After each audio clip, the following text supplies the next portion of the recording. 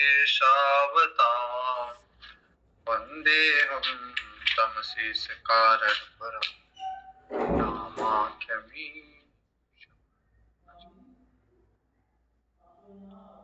श्री रामचरितमानस में अयोध्या कांड में हम लोग देख रहे हैं भगवान वन में है और दशरथ जी की मृत्यु हो गई।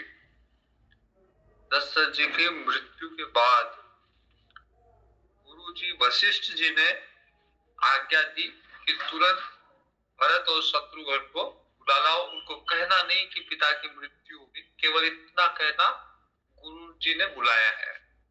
तो गुरु जी का संदेश मिलते ही तुरंत वायु के वेग से घोड़ा चला के भरत जी और शत्रुघ्न जी आए अयोध्या। और जैसे ही अयोध्या में प्रवेश किया, अयोध्या एक तरह से उनको इस तरह से लग रही है जैसे कुछ शमशान की भूमि है।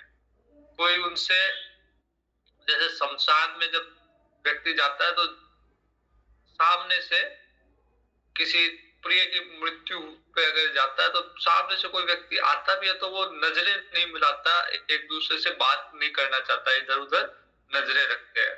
तो वैसे ही भरत जी से कोई नजरें नहीं मिला रहा, कोई कुछ कह नहीं रहा, कोई कुछ बोल नहीं रहा।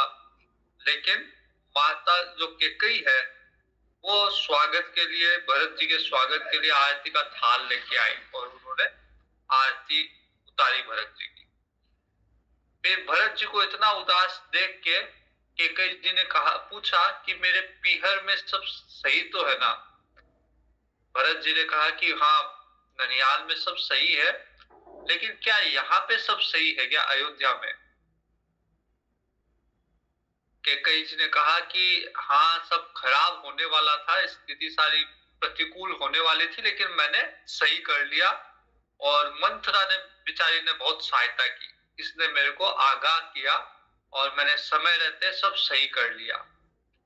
लेकिन बीच में एक चीज बिगड़ गई थोड़ी सी, वो ये कि इस क्रम में दशरथ जी वो नहीं रहे, वो स्वर्ग लोक चले गए। दशरथ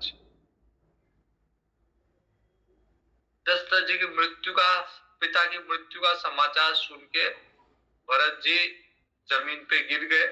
फिर होश संभाल के भरत जी पूछते हैं कि मेरे पिता की मृत्यु का क्या कारण रहा। तो केकई जी बड़ी निर्दयता से, कठोरता से सारी स्थिति का वर्णन करती है कि कैसे राम जी को युवराज पद दिया जाने वाला था, लेकिन केकई जी ने अपना वरदान मांग लिया और राम जी को वनवास दे दिया। जैसे ही राम जी के वनवास की बात सुनी, भरत जी का जो पिता की मृत्यु से जो दुख था वो दुख तो भूल गए भरत जी, और भाई के, राम जी के वनवास का दुख अब और अधिक हो गया। पिता की मृत्यु से भी अधिक दुख जो है वो राम जी के वन गमन का है।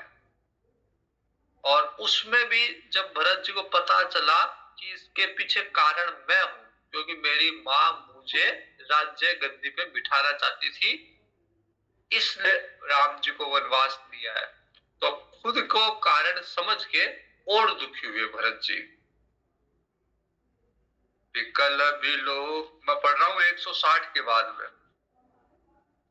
विकल बिलो की सुतई समुझावती, मनहु जरे पर लोन लगावती। भरत जी को विकल देख के केकई जी समझाने का प्रयास कर रही है भरत जी को, मानो जले पे और नमक छिड़कने का काम कर रही है। तात राव नहीं सोचे जोगु, बिडई सुकृति जसु कीनेहु भोगु। जीवत सकल जन्म फल पाए, अंत अमर पति सदन सिधाए। केकई जी कह रही है, अरे दशरथ जी के पिता के लिए इतना शोक मत कर, उन्होंने तो जीवन का लाभ ले लिया, उन्होंने जीते जी सारे भोग भोगे, चक्रवर्ती सम्राट थे, और इतने पुण्य किए कि मरने के बाद में स्वर्ग गए, तो उनके लिए शोक क्यों कर रहा है? भरत जी को कैकेयी जी कह रही है, अस अनुमानी सोच परिहरहु, सहित समाज राजपुर करहु। तो ये सोच के कि पिता ने जीवित रहते रहते सारे भोग भोगे पृथ्वी पे और मृत्यु के बाद स्वर्ग गए हैं, इसलिए उनका सोच न करके अब इस पुर पे, अयोध्या पे तुम राज करो।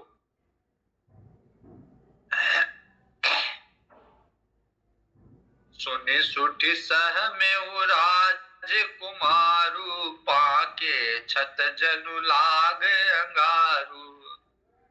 तो ये माता की वाणी सुन के भरत जी को ऐसी पीड़ा हो रही है जैसे कोई घाव के ऊपर अंगारा रखते, जलता हुआ अंगारा पके हुए घाव पे रखते तो कितनी पीड़ा होती है, वैसे पीड़ा हो रही है माता के वचन सुन के भरत जी को। धीरज धरि बरि लेहि सासा, पापिनी सब ही भांति कुल नासा। भरत जी ने धैर्य धारण किया और लंबी सांस लेते हुए कहा कि हे पापिनी, अपनी मां को कह रहे, हे पापिनी, तूने सब तरह से मेरे कुल का नाश कर दिया। जो पे कुरुचि रही अति तो ही, जन्मत काहे न मारे मोही। कहते हैं कि ऐसी कुरुचि थी कि अपने पुत्र को राजा के रूप में देखना चाहती थी, तो मुझे तो कम से कम जन्म से ही मार देती। मेरे को तो ये नहीं सहन करना पड़ता कि मेरे कारण मेरे पिता की मृत्यु हुई, मेरे कारण मेरा भाई राम जो है वन में गया। मेरे को तो ये नहीं दिखाती, मेरे कारण मेरा कुल का नाश हुआ। अगर तेरी रुचि थी कि तेरा पुत्र राजा बने तो मेरे को तो जन्मते ही मार देती। पेड़ काटिते पालव सींचा, मीन जियन नीति बारी उलीचा। तुमने क्या किया एक तरह से कि पेड़ को काट के और पत्ते को सींच रही है। मतलब जो मेरा कुल था, जो मेरी जड़ें थी, उस जड़ों को काट के उस कुल का नाश करके और मुझे राजा बनाना चाहती है। तो मैं तो एक पत्ता हूं मामूली सा, तो मुझ पे जल देने से, पेड़ तो कट गया, अब मुझ पे जल देने से क्या लाभ? मैं बिना पेड़ के मैं कैसे हरा रह सकता हूं? अगर मछली को जिलाने के लिए और सारा पानी उंडेल दे, मतलब मछली जिस जल में है उस जल को खाली कर दे और ये इच्छा से कि इससे मछली जिंदा हो जाएगी, तो ये तो उल्टा काम हो गया। मछली बिना जल के कैसे रह पाएगी? तो वैसे ही बिना कुल के, बिना परिवार के, बिना राम जी के, बिना दशरथ जी के मैं जिंदा, मैं राजा बन के भी क्या करूंगा? हंस बंसु दशरथ जनको, राम लखन से भाई, जननी तू जननी भई, विदिशन कछु न बसाई। भरत जी कहते इतना अच्छा वंश मिला मेरे को, इतना अच्छा परिवार मिला, दशरथ जैसे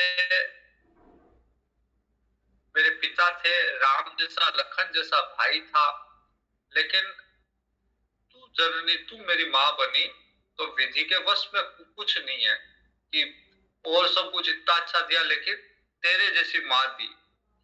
जब ते कुमत कुमत जी ठयहु, खंड खंड होई हृदय न गयहु। कहते कि आपके, अपनी माँ को कह रहे दशरथ जी कि आपके मन में जब से ये विचार आया तब आपका हृदय खंड खंड होकर टुकड़े टुकड़े क्यों नहीं हो गया? पर मांगत मन भई नहीं पीरा, करी न जीह मुंह परे न कीरा। वरदान मांगती टाइम पे, ऐसा वरदान मांगते समय, राम जी को वनवास का वरदान मांगते समय जीभ गल क्यों नहीं गई, मुंह में कीड़े क्यों नहीं पड़ गए, ऐसा वरदान मांगने समय आपको पीड़ा कष्ट क्यों नहीं हुआ। प्रतीति तोरी किमि कीनी, मरण काल विधि मति हरि लीनी। भरत जी कह रहे कि राजा दशरथ जी ने भी आप पे विश्वास कैसे कर लिया। उनकी गलती नहीं है, उनकी मृत्यु निकट थी तो मृत्यु के समय उनकी भगवान ने, विधाता ने उनकी मति हर ली, इसलिए तुम पे विश्वास कर लिया। विधि हुन नारी हृदय गति जानी, सकल कपट अग अवगुण खानी। तो नारी की जो गति है वो विधाता भी नहीं जान पाता। जो दुष्ट नारियां हैं उनकी गति विधाता भी, उनके हृदय की गति विधाता भी नहीं जान पाता, क्योंकि हर तरह का कपट, हर तरह का पाप अवगुण उनके हृदय में रहता है। इसलिए ऐसी दुष्ट स्त्रियों की गति को विधाता भी नहीं समझ पाता। सरल सुशील धर्म रत राऊ, सो किमि जाने तिय स्वभाव। दशरथ जी तो बड़े सरल थे, सुशील थे, धर्म परायण थे, तो वो ऐसी दुष्ट स्त्रियों के स्वभाव को कैसे समझ सकते थे। अस को जीव जंतु जग माही, जय रघुनाथ प्राण प्रिय नाही। दुनिया में ऐसा कौन है जीव जंतु जिसको राम जी प्रिय नहीं है। हे अति अहित राम तेहि तोहि, को तू अहसि सत्य कहु मोहि। तो राम जी भी तुमको बैरी लगने लग गए, तो सही सही बताओ तुम कौन हो। भाई राम जी किसी जीव जंतु को अप्रिय नहीं लगते, तुमको राम जी भी अप्रिय लगने लग गए, तो तुम हो कौन, सही सही बताओ। फिर भरत जी कहते हैं, जो हसी सो हसी बूह मसिलाई, आंखी ओठ उठी बैठी हो जाई। भरत जी कहते हैं ठीक है, गुस्सा आ रहा है भरत जी को। भरत जी कहते हैं जो है वो है, जो रूप है तुम्हारा, तुम जो भी हो वो हो, लेकिन अब एक काम करो, मुंह में खालिक लगाओ और मेरे आंखों से दूर होके बैठो, मेरे को अब नजर नहीं आनी चाहिए। राम विरोधी हृदय ते, प्रगट कीन विधि मोही, मोह समान को पात की, पादि कछ कहूं कछु तोही। भरत जी कहते हैं कि तेरे को मैं व्यर्थ ही दोष दे रहा हूं, मेरे जैसा पापी कौन होगा जो ऐसी स्त्री से उत्पन्न हुआ है जिसका हृदय राम का विरोधी है। तो असली पापी तो मैं हूं, अब तुमको दोष देने से क्या फायदा। सुनि शत्रुघ्न मातु कुटिलाई, जरहि गात रिस कछु न बसाई। भरत जी तो राम जी के ऊपर गए हुए हैं, इसलिए धैर्यवान है, शांत स्वभाव है, लेकिन शत्रुघ्न जी लक्ष्मण जी के ऊपर है तो बड़े, जैसे लक्ष्मण जी क्रोधित स्वभाव के, वैसे शत्रुघ्न जी भी क्रोधित स्वभाव के हैं। जब शत्रुघ्न जी को मां की कुटिलाई का पता चला, तो अब उनका गुस्सा इतना हो गया कि उनके बस में नहीं रहा गुस्सा। तेहि अवसर कुबरी तहि आई, बसन विभूषण विविध बनाई। उसी समय वहां पे कुबरी आ गई, और कुबरी ने, मंथरा ने अच्छे अच्छे कपड़े, अच्छे अच्छे गहने पहन के इतराती हुई वहां आई।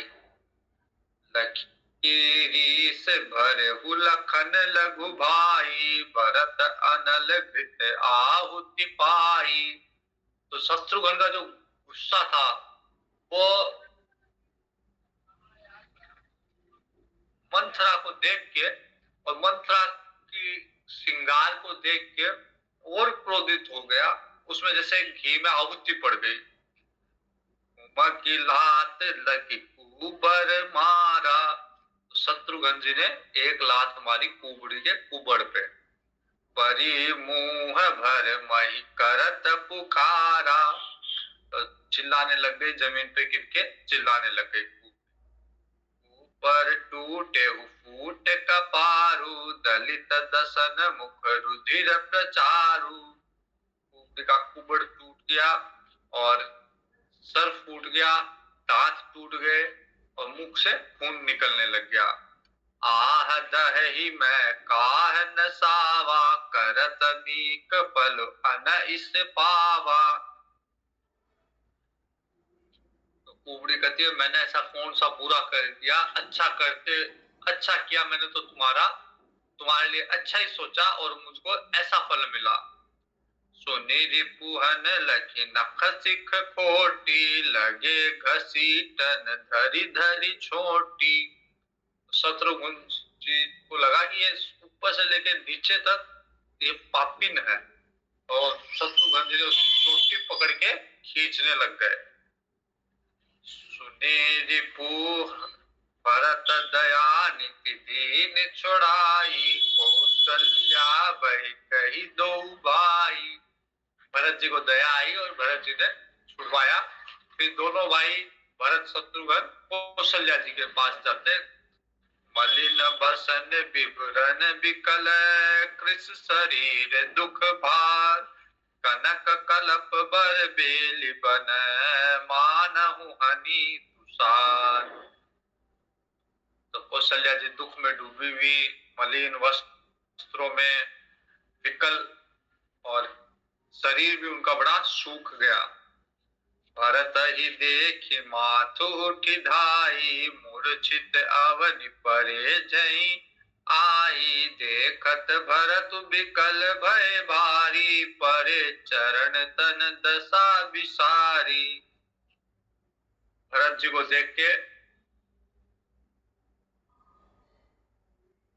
कौशल्या जी जो है उठ के दौड़ी,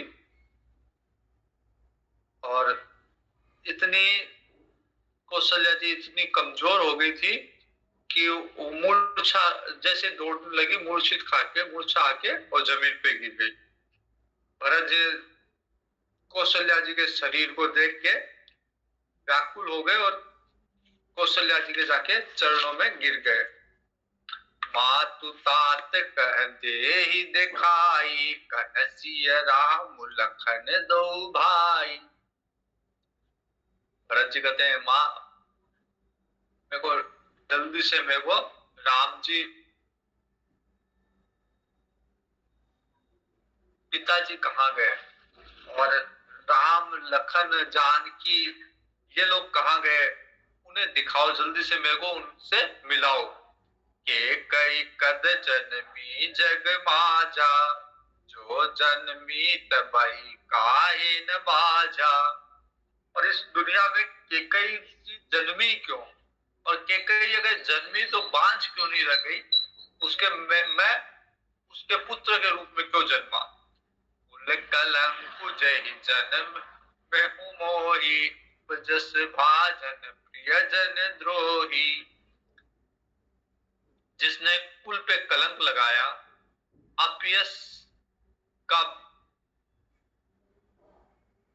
अपयश का मुझे साधन बनाया और प्रियजनों से द्रोही बनाया। तो ऐसा पुत्र जो प्रियजन का द्रोही हो, अपयश जिसके माथे पे हो और कुल का कलंक हो, ऐसे पुत्र को जन्मा ही क्यों के कहीं ने। को त्रिभुवन मोहि सरिस अभागी, गति असि तोरे माँ तुझे ही लागी। भरत जी कहते हैं, माँ तेरी गति भी मेरे कारण, तेरी ऐसी गति दुर्दशा भी मेरे कारण हुई है, तो मेरे जैसा पापी त्रिभुवन में अभागी कौन कौन होगा। पितु सुरपुर बन रघुबर केतु, मैं केवल सब अनरथ हेतु। और पिताजी अगर स्वर्ग चले गए, राम जी वन में चले गए, तो सबका हेतु तो मैं ही हूं। मेरे कारण ही मेरी माँ ने, केकई ने ये वरदान मांगा, जिसके कारण राम जी को वन जाना पड़ा और दशरथ जी को स्वर्ग जाना पड़ा। दिग मोही दिग मोहि भयहु बेनु बन आगी, दुसह दाह दुख दूषण भागी। तो मैं तो एक तरह से बांस के वन में आगी बन गया, मतलब आगे लगते ही बांस का वन जो है वो नष्ट हो जाता है, तो मेरे कारण सारा कुल नष्ट हो गया। मातु भरत के बचन मृदु, सुनि पुनि उठी समारी, लिए उठाई लगाई उर लोचन मोचति बारी।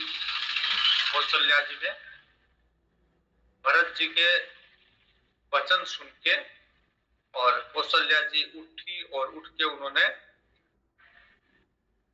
गले से लगाया भरत जी को, और फिर अपने नेत्रों की जल धारा से और भरत जी को स्नान करवाया। मतलब कौशल्या जी के नेत्रों से जल प्रवाहित होने लगा।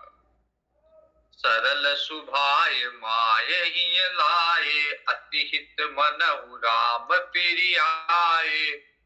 भरत जी का सरल स्वभाव देख के माँ को ऐसा लगा, कौशल्या जी को, कि जैसे राम ही आ गया हो वन से वापस। हेटेहु बहुरी लखन लघु भाई, शोक सनेहु न हृदय समाई। फिर शत्रुघ्न जी से मिले कौशल्या जी, देखि सुभाव कहत सब कोई, राम मातु अस काहे न होई। तो सब कोई कह रहे कि भाई राम की माँ है तो ऐसा सरल स्वभाव इसका क्यों नहीं होगा। माता माता भरत गोद बैठारे, आंसू पोछे मृदु वचन उचारे। माता जी ने भरत जी को गोद में बिठाया, आंसू पोंछे, और फिर माता जी कहती है, अजहु बच्छ बलि धीरज धरहु, कुसमहु समुझ शोक परिहरहु। कौशल्या जी कहती है कि हे बेटा, अभी ये समय नहीं है शोक करने का, अभी समय हमारे प्रतिकूल है। तेरे पिता दशरथ जी की मृत्यु हो चुकी है, राम वन में है, उस अयोध्या को कोई संभालने वाला नहीं है, तो अभी हमारे अनुकूल समय नहीं है, इसलिए धैर्य धारण कर।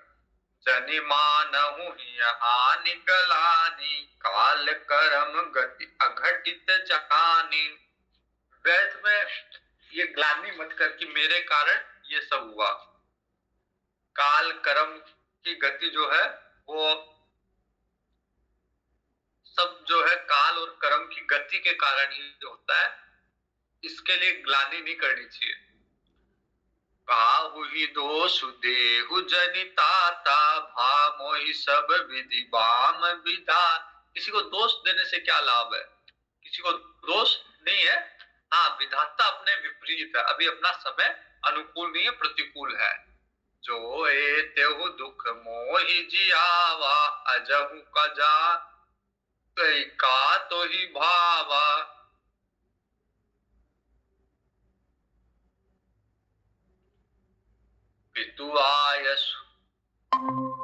पितुआय सुभूषण बसन, तात तजे रघुबीर। विस्मौ हरसु न हृदय कछु, पहिरहि बल कल चीर। कौशल्या जी कहती है कि अब भरत जी को बता रही है कि कैसे राम जी ने पिता की आज्ञा मान के, दशरथ जी की आज्ञा मान के सारे आभूषण, सारे वस्त्र त्याग के और वल्कल वस्त्र धारण किए और वन में गमन किया।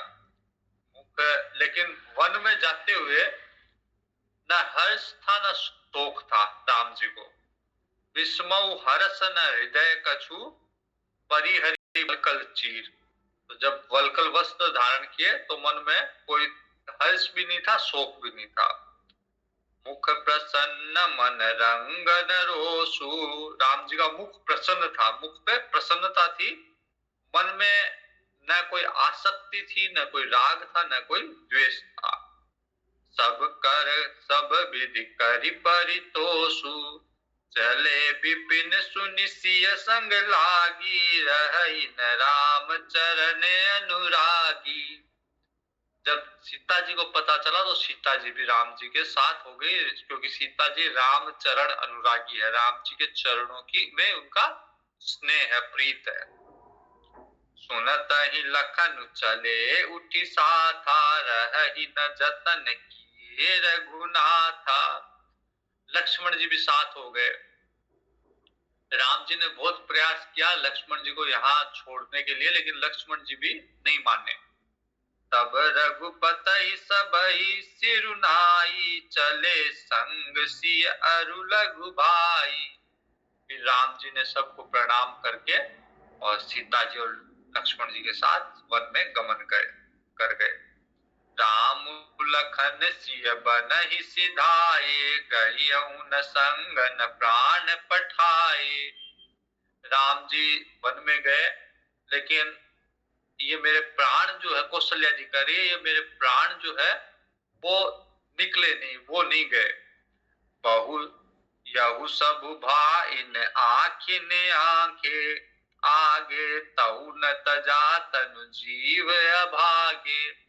ये सब मेरे आंखों के सामने हुआ ये सब, लेकिन ये अभागी जीव है, इसने इस शरीर को त्याग तब भी नहीं किया। मोहि न लाज निज नेहु निहारी, राम सरिस सुत मैं महतारी। जिए मरे भल भूपति जाना, मोर हृदय सत कुलिस समाना। कौशल्या जी कहती है कि जीने का और मरने का सुख जो है वो राम दशरथ जी ने लिया। राजा ने जीना और मरना, राजा ने जाना कि रहे तो राम जी को का स्नेह देखा, और जब राम जी नहीं रहे तो फिर प्राण भी त्याग दिया। तो मरना भी राजा दशरथ ने जाना कि बिना राम के जीने का लाभ नहीं, इसलिए जब राम जी नहीं रहे तो तुरंत उन्होंने प्राण त्याग दिए। लेकिन मैं अभागी हूं, जो शायद मेरा जो हृदय है वो सैकड़ों वज्र की तरह कठोर है, इसलिए राम जी गए फिर भी मेरे प्राण नहीं गए। कौशल्या जी कह रही है। कौशल्या के वचन सुनी, भरत सहित रनिवासु, व्याकुल बिलपत राजगृह, मानहु शोक निवासु। कौशल्या जी के वचन सुन के ऐसा लग रहा है जैसे रनिवास भी जो है, मतलब जो जनाना खाना है जहां पे माताएं रहती थी, वो भी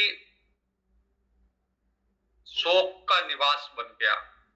वो भी सब जो है माता के वचन सुन के, कौशल्या जी के वचन सुन के सब व्याकुल हो गए, शोकाकुल हो गए। बिलपहि बिकल भरत दो भाई, कौशल्या लिए हृदय लगाई। भरत जी शत्रुघ्न जी विलाप करने लग गए, कौशल्या जी ने उनको हृदय से लगाया। भांति अनेक भरत समुझाए, कही विवेकमय वचन सुनाए। अनेक तरीके से विवेकमय वचन सुना के उनको सांत्वना दी, उनको शांत किया। छल विहीन सुचि सरल सुबानी, बोले भरत जोरी जुग पानी।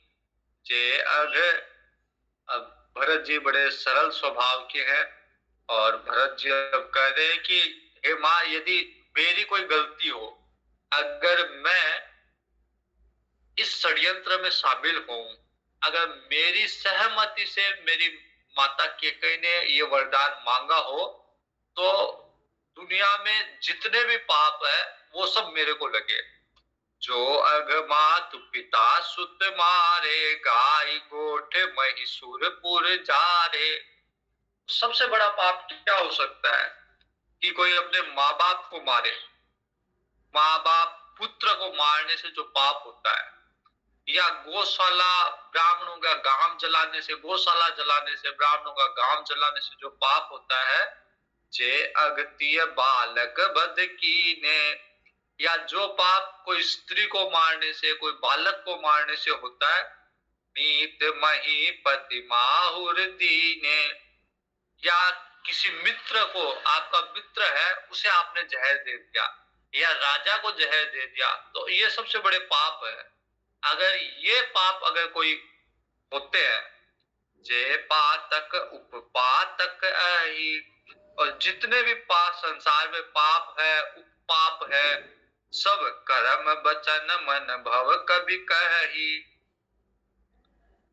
जितने भी तरह के पाप जिसका वर्णन कोई भी कवि कर रहा है, कर्म से, वचन से, मन से होने वाला कोई भी पाप, ते पातक मोहि हो विधाता, तो वो सारे पाप मुझे दे विधाता। जो यह हो मोरे मत माता, यदि इस षड्यंत्र में मेरा मत शामिल हो तो ये सारे के सारे पाप और भी जितने भी पाप संसार में सब मुझे लगे। जे परिहरि हरि हर चरण भजहि भूत गण घोर, तेहि कई कति मोहि देउ विधि, जो जननी मत मोर। संसार में अगर कोई भगवान को छोड़ के, हरि और हर को छोड़ के, विष्णु और शिव को छोड़ के अगर कोई भूत को ध्याता है, भूत की पूजा आराधना ध्यान करता है, भूतगणों को आराध्य मानता है, तो उसकी जो गति होती है वो गति मुझे प्राप्त हो अगर मेरी सहमति षड्यंत्र में शामिल हो। भरत जी कह रहे हैं, बेचहि वेद धर्म दुई लेहि, पी सुन पराय पाप कहि देहि, कपट कुटिल कलह प्रिय क्रोधी, वेद विदूषक विश्व विरोधी। जो लोग वेद को बेचते हैं, मतलब धन के लिए वेद का पाठ करते हैं, धर्म को दू लेते हैं, चुगलखोर है, दूसरों के पापों को कह देते हैं, जो कपटी है, कुटिल है, कलह प्रिय है, क्रोधी है, वेद की निंदा करते हैं, विश्व का के विरोधी है, लोभी लंपट लोलुप चारा, चेता कही पर धन पर दारा, पाओ मैं तिनके गति घोरा, जो जननीय संत सम्मत मोरा। तो जो लालची है, लोभी है, लंपट है, दूसरों के धन पे, दूसरों की स्त्री पे जो तकते रहते हैं, उनकी जो गति हो वो मेरी गति हो अगर मेरी सहमति इस षड्यंत्र में है। जे नहीं साधु संग अनुरागे, परमारथ पथ विमुख अभागे, जे न भजई हरि नर तनु पाई, जिनहि न हरि हर सुजस सुहाई। जो कभी साधु संग नहीं करते, साधुओं के प्रति जिनका प्रेम नहीं है, अनुराग नहीं है, सत्संग जिनको अच्छा नहीं लगता, परमार्थ के मार्ग से विमुख है, जो भगवान मनुष्य शरीर पाके भी भगवान का भजन नहीं करते, जिनको न भगवान शिव अच्छे लगते हैं, न भगवान विष्णु अच्छे लगते हैं, तजी सुति पंथ बाम बत चलही, वंचक बिरचि बेश जगुल छलही।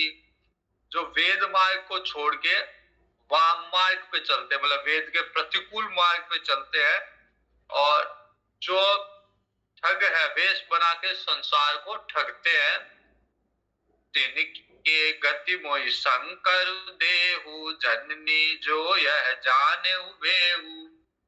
अगर मुझे इस षड्यंत्र का अगर पता भी है, अगर मैं इसमें शामिल होना तो अलग बात है, अगर मुझे इसका पता भी है तो जो वेद विमुख लोगों की गति हो वो भगवान शिव मेरे को दे। मातु भरत के वचन सुनी, साचे सरल सुभाई, कहती राम प्रिय तात तुम, सदा वचन मन काई। भरत जी ऐसे सरल शब्दों को सुन के कौशल्या कहती है कि तुम तो भरत जी, तुम तो राम जी के सदा ही प्राण प्रिय हो, मन से कर्म से हमेशा राम जी को चाहते हो, राम जी भी तुमको चाहते हैं। राम प्राण होते प्राण तुम्हारे, मान तो प्राण ही राम है। तुम रघुपति ही प्राण ते प्यारे, और तुम भी राम जी को प्राण से प्यारे हो। विधु विधु विष चवे स्त्रवे ही मुआगी, होई बारी जर बारी बिरागी। भले ही ऐसा होने लग जाए कि चंद्रमा आगे बरसाने लग जाए और बर्फ जो है आग उगलने लग जाए,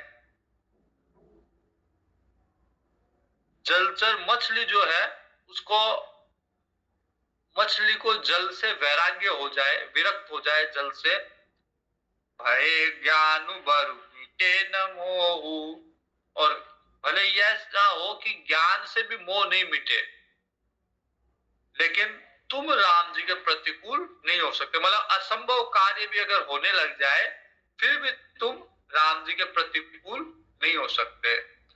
मत तुम्हारे यह जो जग कही, सो सपने हु सुख सुख तीन लही। और कोई ये कहेगा संसार में कि तुम षड्यंत्र में शामिल हो, तो उस कहने वाले को न तो अच्छी गति मिलेगी और न सपने में भी कोई सुख मिलेगा। और तुम पे अगर कोई लांछन लगाएगा, आरोप लगाएगा, उसको भी अच्छी गति नहीं मिलेगी, उसको भी कभी सुख नहीं मिलेगा। तो तुम तो हमेशा ही राम जी के प्रिय हो, राम जी तुम्हारे प्रिय है। अस कही मातु भरत ही लाए, थन पय स्त्रव नयन जल छाए। इतना करके माँ ने भरत जी को अपने हृदय से लगा लिया। काल विलाप बहुत ही भांति, बैठे ही बीत गई सब राती।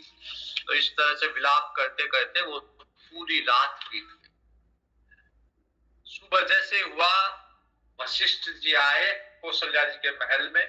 पता था उनको कि भरत जी कौशल्या जी के महल में है। तो वशिष्ठ जी, वामदेव जी वो आए वहां पे। वामदेव वशिष्ठ तब आए, सचिव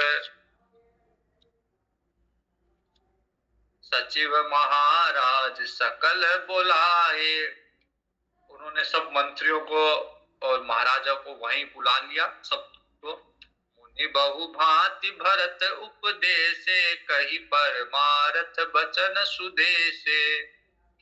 वशिष्ठ जी ने तरह तरह की कथा कहानियों से, अपने उपदेशों से भरत जी को समझाया, परमार्थ की बात कही।